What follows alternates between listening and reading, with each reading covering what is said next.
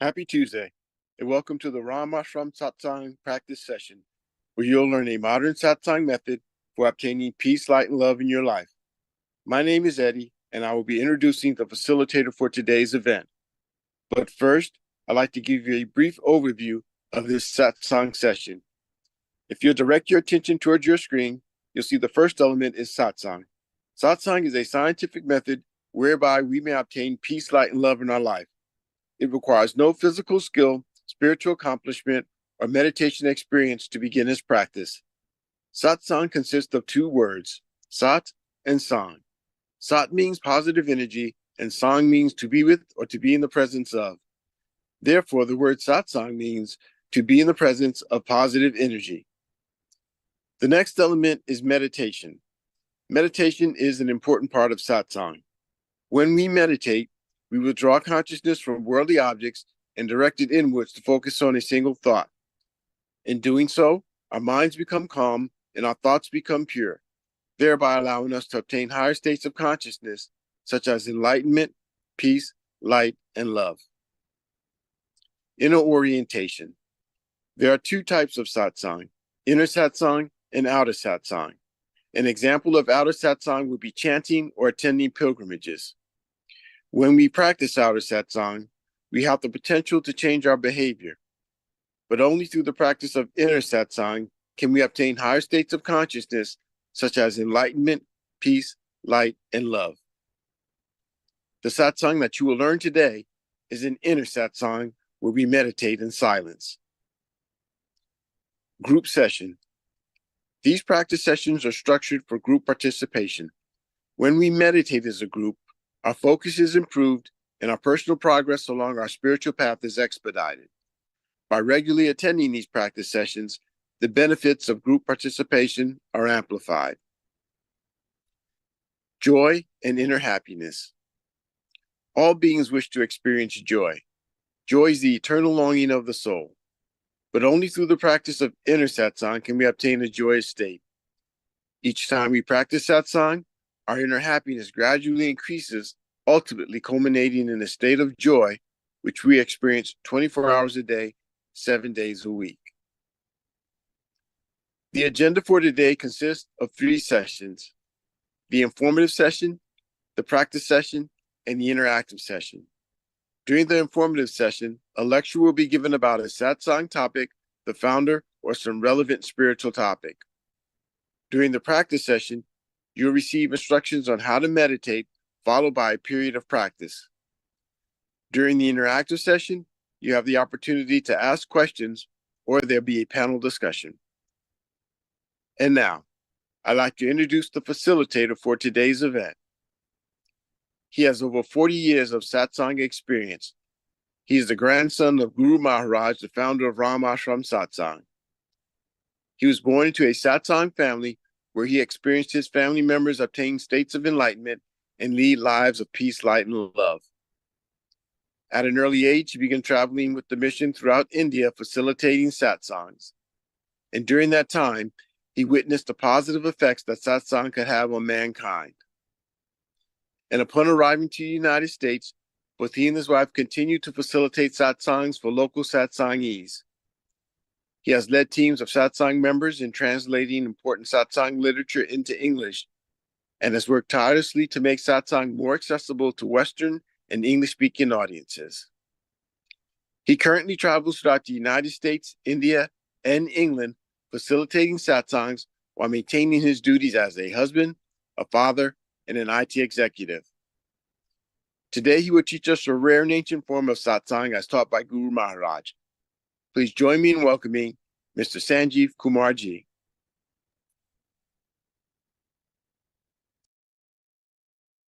So happy Tuesday, everyone. And thanks, Eddie, for describing what satsang really is and in the short, brief overview.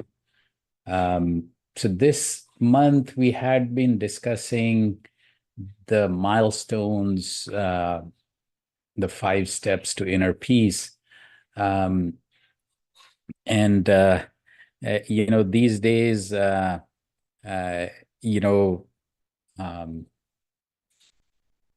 I, I'm trying to stick to one theme, one subject for the month. So next month it'll be trying to talk about why manifest transcendental energy or transcendental light.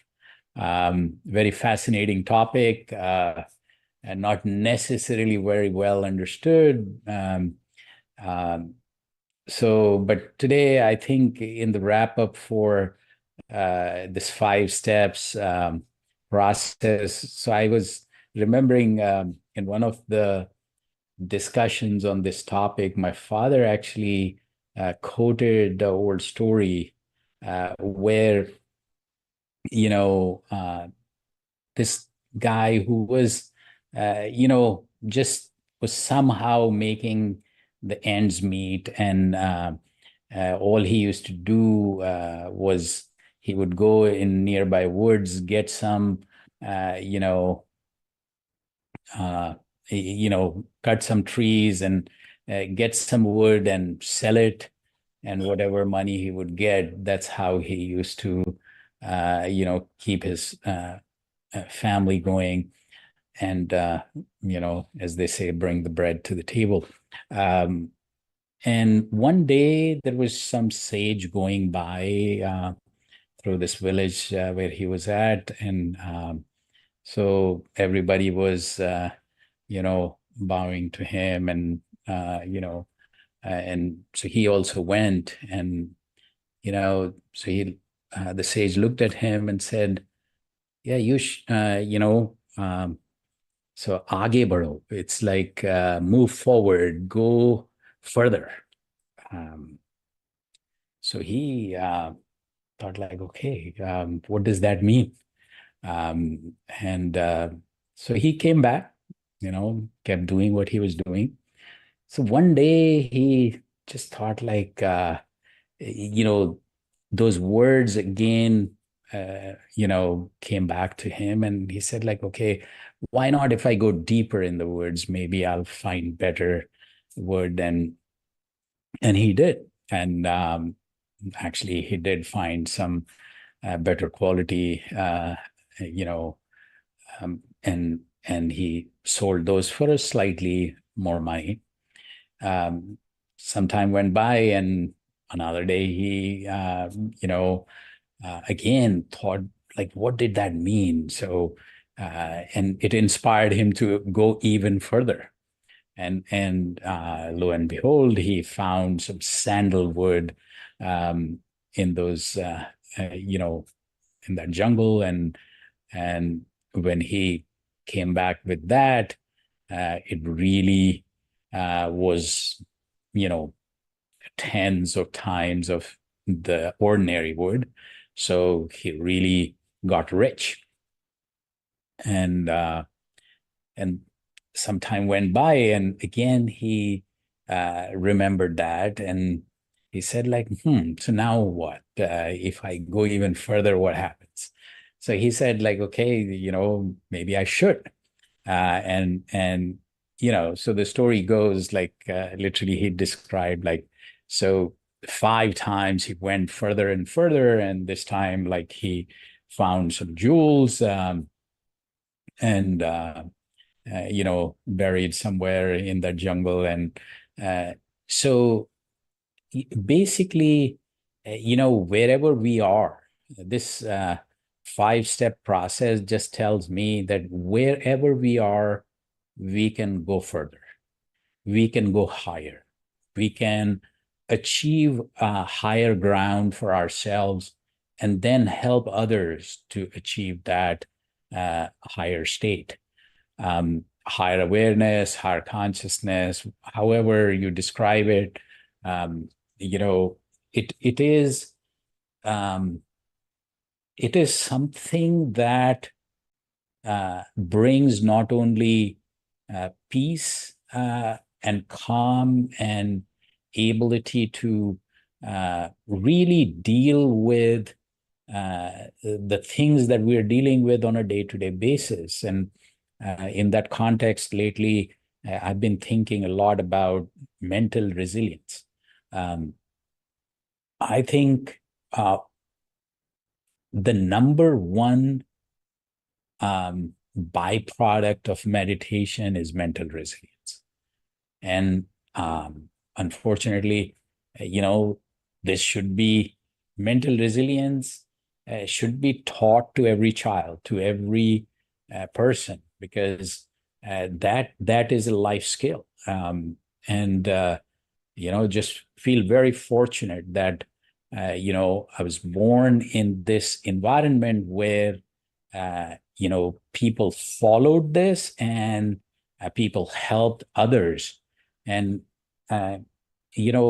somebody was uh, I called someone and they were thanking me, and I'm like, trying to connect, trying to uplift, trying to just sometimes when people are feeling down, if you just be around them, that's helpful to them.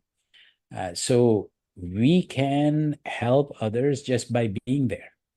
Um, and I think just getting to that state where you can listen to others, where you can connect with others, where so that's probably maybe a step further, but first thing is that we should feel mentally resilient. And to be mentally resilient, you need to be physically resilient as well, because they're very, very intertwined. So, uh, you know, um, as I was just trying to Google mental resilience, it actually so a lot of people come to it in a very different way, and I'm kind of trying to bring all those tools and ideologies and thought processes and research together on that topic. And what I find is that there are two repeating themes. One is well-being, so physical, mental, and spiritual well-being.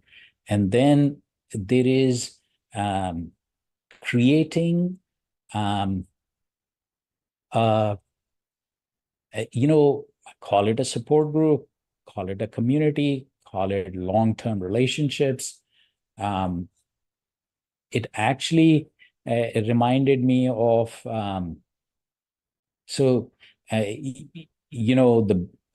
there is I think a documentary on Netflix, I think, where they're talking about blue zones, where I don't know, it's 7 or 9 places they have found where most of the folks who cross 100 um, as an age live. And so they're trying to figure out what are the things that these people follow. So apart from a very active lifestyle, uh, there is a sense of community, there is a sense of connection, and uh, you know um, and then I was thinking, hopefully one day it will come down here as well. But you know, the way my grandfather structured this was, you know, his I mean, literally how it worked sometimes amazes me. My um, grandfather used to have visitors from all over, and his house was like literally always open. um, and not only he will meet them, he will invite them for you know whatever be the time. It's like breakfast, lunch, dinner. But people used to stay as well, and it's just amazing how that was. But more than that, the entire community that he created was that create a bond, create a family like environment, open so satsang used to be in people's um, uh, you know their houses. So weekly or the group session would be in somebody's house. They will just, sit on the floor, not not much, uh, you know, uh, frills and hoopla. Just sit, meditate, and you know, so that was, um, how. Uh, so hold on one second. I'm sorry. This.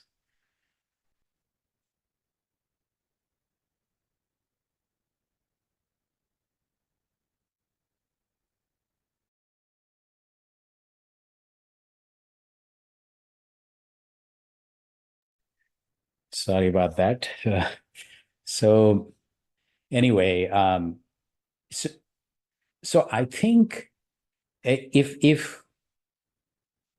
I look at the 5 steps, uh, two really important things. One, we can go further from wherever we are, but this climb is vertical. So if you continue to move horizontally in time, you will just keep doing what you're doing, maybe a little better. But vertical climb, to get to a higher place, you will have to make an effort. And it's meditation, or it's even like for physical well-being, eating well, there is an effort involved in there.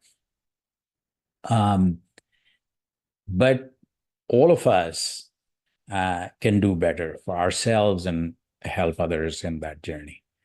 And the second thing, that there is a target state where, at a higher state, love has a different meaning, peace has a very different meaning, and light. Simple words, but when you look from a perspective of spiritual, target state, or a higher conscious and higher awareness state, selfless, unconditional love, which is, I don't even know how much we actually understand what that means, but living that, light being opposite of darkness, opposite of ignorance. So being that light that not only makes our purpose in life and decisions in life very, very clear, but it helps others do the same. And then this peace, which is in such abundance that everybody who comes in contact with you feels that. And so all of that you can live in this life. That's what this practice is taking us towards. And then physical resilience, mental resilience, and then eventually, all that transcends to spiritual resilience, where, you're even keel and you live in light, love, and peace. So that's what this practice is all about. And that's where I think we all should move towards.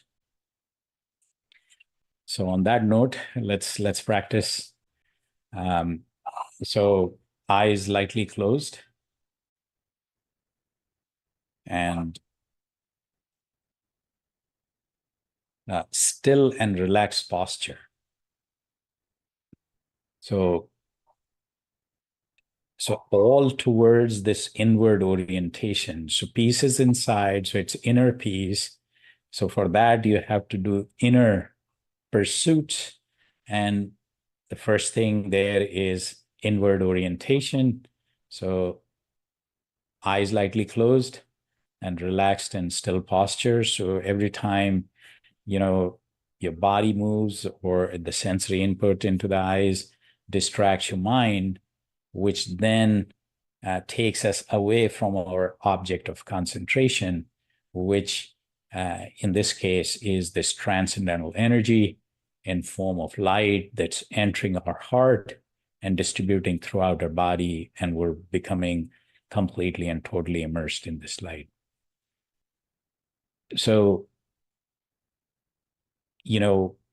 we are trying to manifest this transcendental energy in form of light, and the light is enlightening our heart, then distributing throughout our body, so we are becoming this light.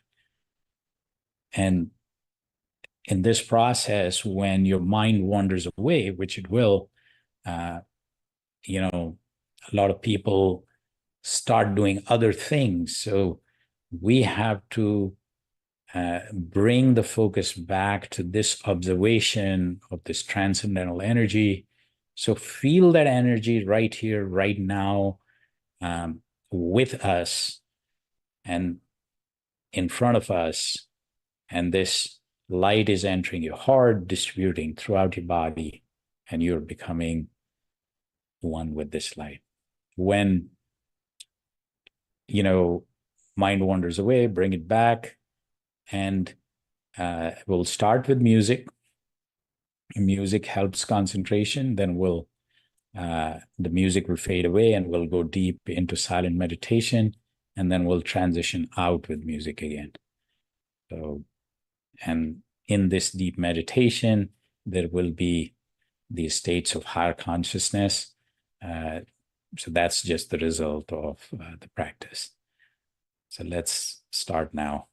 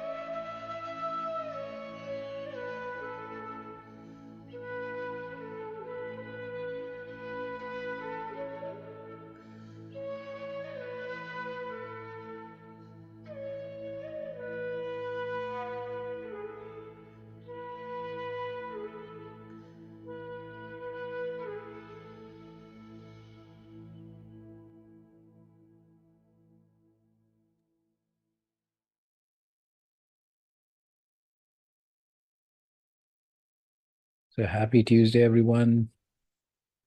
Thoughts, comments, questions, you can unmute or put it on the chat. Um, Hello, Rich. Hey, I'll unmute. I thought I should have gone another half hour at least. I was really enjoying it. Um, but to harken back to the theme of you back out into the woods and going further or helping others to, there's so much wisdom in that. The duality of it too, right? So do for others and for yourself. Um, See, I think somewhere along the way, we kind of forget that the, like literally, if you want to entrench yourself with happiness, it is others' happiness that reflects in you. yeah, You yeah, know, yeah, it's like a lot of times people are very happy because the family is very happy. yeah. Sometimes people are very happy because, people around are celebrating. Mm, Uh, Most of the time, we bring others to celebrate when we are happy. you know, yeah, so um, so just kind of reconnecting with that thought that um, every time you do just a little bit for somebody else, it leaves a impeccable mark. hmm yeah. And I think we forget that at times, right? I think it's something more natural when we're younger. Yeah. And my own personal situation, I used to be very good at that. I'm from a large family, so I was always kind of the glue and making the calls. And as my life became more complicated and broiled into my own psychosis, I didn't keep up with it, and I regret it. But you know, No, see, how strange is this, right? I mean, and I was just Googling, I was just trying to think about mental resilience, right? And like, okay, so what's everybody saying? mhm, And one, two, three, four, and somewhere, even people who are just writing about it in a very light way talk about connection with others, talk about community, talk about, you know, um, it's interesting how your own resilience is actually dependent on others. yeah. Yeah. Or even your own habits, like meditating itself, Yeah. has brought me back because, there's, as we get older, right, some physical ailments that test your resilience and test your patience. And it's hard to come back to the peace and the self-assuredness. And what does that mean? So you spiral downwards instead, and things get worse and worse and worse. Um, yeah. So suffering the slings and No, so what arrows. happened? What happened was, I think I might have told you this, but um, over the pandemic, I was just too much into working, at home and not with the right posture on the computer, and um, I literally had this upper back issue that for weeks and weeks I went for physiotherapy and this and that. And then I went back to yoga. Mhm. And, so, Mhm. um, Similar thing, right? yeah, It's yeah, exercising, yeah. exorcising, some of that stress out.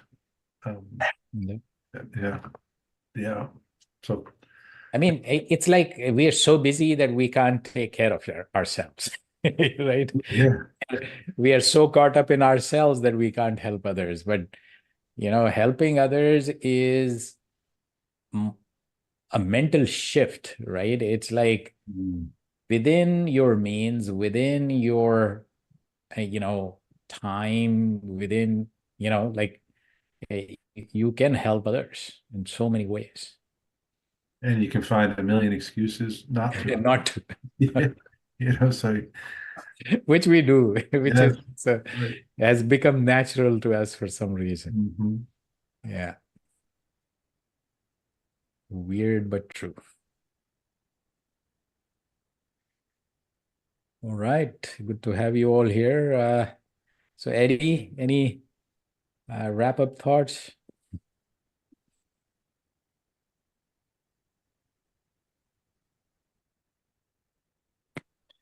And just sort of putting together some of the pieces that I've heard over the last few weeks. I just find what you mentioned today interesting, and I'll sum up by saying that you talked previously about someone asking you, why do we do this? What benefit does it have? Does it have value? And so today you mentioned resilience, and this past Sunday, Arvinji mentioned that meditation has a clinical significance when it comes to treating or coping with stress. And so, we find value in that, and scientifically it's been proven. And today you mentioned that helping by going deeper and helping others, we also become more resilient, and which makes us, better able to deal with stress and makes us happier in the life that we live. And so all of this is sort of a modification of our behavior, as Richard sort of just mentioned, and this all makes us a better person, and it takes us away from what we believe or perceive to be the way we should live our lives. And it's really not, and we find ourselves suffering as a result of our understanding of truth and the way we should live our lives today. And so, basically what you said today was that in order to free yourself from this bondage of suffering that you're in, practice meditation, practice satsang, and that'll make you more resilient, and you'll be able to deal with those stresses that you have in life. You can wean yourself off the drugs and so forth that you have to take in order to deal with these stressful situations and become a happier person and do more for other people. And in doing more for other people, enjoy life more. And so this is our natural state. That is our natural state. In other words, what we're doing now, the way we're living now, is not our natural state. And so, this is what satsang and meditation does for us. It takes us back to our natural state. And in that state, we are more resilient. We are happier. And we basically can, achieve the goals and things that we have in our life. Nothing's going to stop us, not the obstacles, not, feeling stressed out about certain things. We're going to finish and accomplish what we set out to do. And so I just wanted to make mention of that today, is that this practice takes us back to that natural state, which is where we're supposed to be. And what we're living now is really not our natural state. So, I just wanted to make mention of that. And let's just be aware that we found this technique to allow us to do that. And so all we have to do is, again, practice. So thanks again, Eddie and Rich. And so AC is talking about that the benefit and value is having an alternate to mental chaos. And so that, no disagreement, we absolutely come here to get away from that mental chaos. But then she adds gaslighting in a witch hunting environment, which I thought was that should be a subject of another session, maybe. So, on that note, have a great week ahead.